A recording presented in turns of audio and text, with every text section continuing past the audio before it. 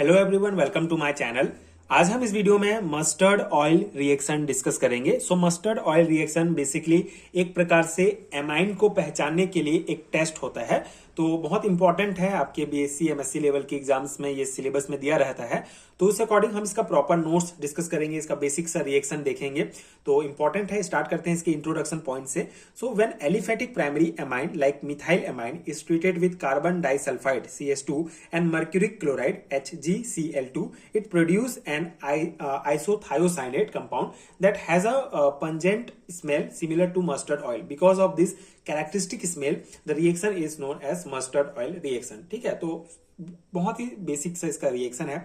जब aliphatic primary amine, जैसे कि हम यहाँ पे एग्जांपल में लेंगे मिथाइल एमाइन को, पहले जो हम कार्बन डाइसल्फाइड के साथ रिएक्ट कराते हैं पहले स्टेप में, तो हमको एक इंटरमीडिएट कंपाउंड प्राप्त होता है। उसके बाद फिर हम मर्क्यूरिक क्लोराइड HgCl2 के साथ रिएक्ट कराते हैं, तो हमको मिथाइल आइसोसाइनाइड प्राप्त होता है। और ये जो हमारा मिथाइल आइसोसाइनाइड होता है, इसका जो स्मेल होता है वो बहुत थोड़ा स्ट्रॉन्ग स्मेल होता है, पंजेंट स्मेल होता है, जो मस्टर्ड ऑयल, ठीक है, सरसों के तेल के जो स्मेल होता है सरसों के तेल का, उस स्मेल के समान होता है। और ये जो कैरेक्टरिस्टिक है स्मेल का, इसी के कारण जो सिमिलरिटी है मस्टर्ड ऑयल का स्मेल और ये मिथाइल आइसोसाइनाइड का जो स्मेल, जो सिमिलरिटी है, उसके कारण जो है इस रिएक्शन को मस्टर्ड ऑयल रिएक्शन कहा जाता है। ठीक है, तो बहुत ही सिंपल सा रिएक्शन है। आई होप आपको बेसिक समझ में आ गया होगा कि जब हम एलिफेटिक प्राइमरी एमाइन जैसे कि मिथाइल एमाइन को किसके साथ, सबसे पहले हम CH2 कार्बन डाइसल्फाइड और मर्क्यूरिक क्लोराइड HgCl2 के साथ रिएक्ट कराते हैं, तो हमको मिथाइल आइसोसाइनाइड प्राप्त होता है।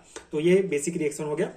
अब इस रिएक्शन का मैकेनिज्म हम समझते हैं कि किस प्रकार से ये रिएक्शन हो रहा है। तो पहला स्टेप आपको ध्यान रखना है, पहला स्टेप में हमारा होता है CH3NH2 मिथाइल एमाइन और CH2 का रिएक्शन होगा। ठीक है, तो यहाँ पे देखिए, ये जो हमारा CH2 है, कार्बन के पास आपको पता है 4 बॉन्ड बनाने की क्षमता होती है। तो ये S जो है इस प्रकार से कार्बन से जुड़ा हुआ है। और यहाँ पे हमारा नाइट्रोजन है, जो नाइट्रोजन है किसके साथ, नाइट्रोजन के पास जो है 3 बॉन्ड बनाने की क्षमता होती है, जिससे ये एक हाइड्रोजन और इधर जो है CH3 के साथ जुड़ा हुआ है। तो देखिए यहाँ पे जो नाइट्रोजन है, जब नाइट्रोजन ऑलरेडी 3 बॉन्ड बना हुआ है, तो ये कैसे फिर CH2 को अपने साथ जोड़ेगा। तो CH2 ये इस कंपाउंड को इसमें जोड़ने के लिए क्या करना पड़ेगा, एक हाइड्रोजन हमको यहाँ से बाहर निकालना पड़ेगा। ठीक है, एक बॉन्ड तोड़ना पड़ेगा। तो एक बॉन्ड यहाँ से बाहर निकलेगा, एक H बाहर निकलेगा, जिससे ये हमारा CH3 और NH हो जाएगा। उसके साथ फिर ये जो है कार्बन जुड़ जाएगा। ठीक है, अब कार्बन से भी देखिए, कार्बन से जो है डबल बॉन्ड के साथ सल्फर जुड़ा हुआ है, तो ये सल्फर भी जो है एक बॉन्ड से जुड़ेगा, और एक बॉन्ड जो है हमारा किसके, ये CH3NH के साथ जुड़ जाएगा।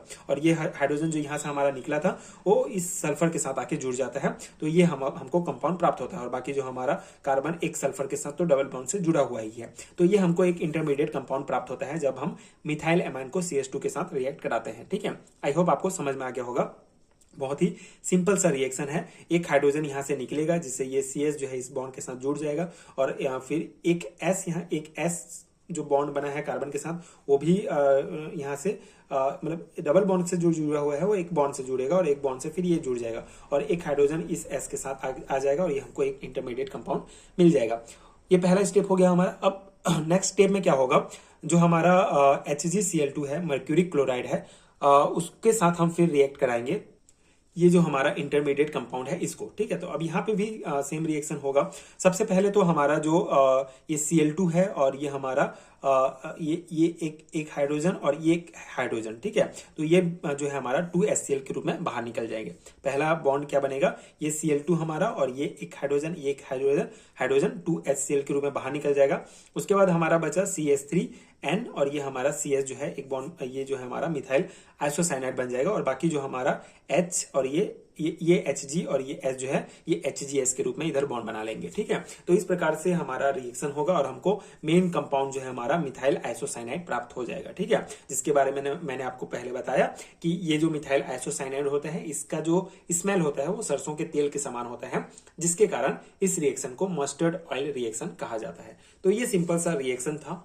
आई होप कि आपको समझ में आ गया होगा। जितना बेसिक रिएक्शन है, जितना बेसिक मैकेनिज्म है, मैंने आपको समझाने का प्रयास किया। इतना ही इनफ है इस रिएक्शन के लिए।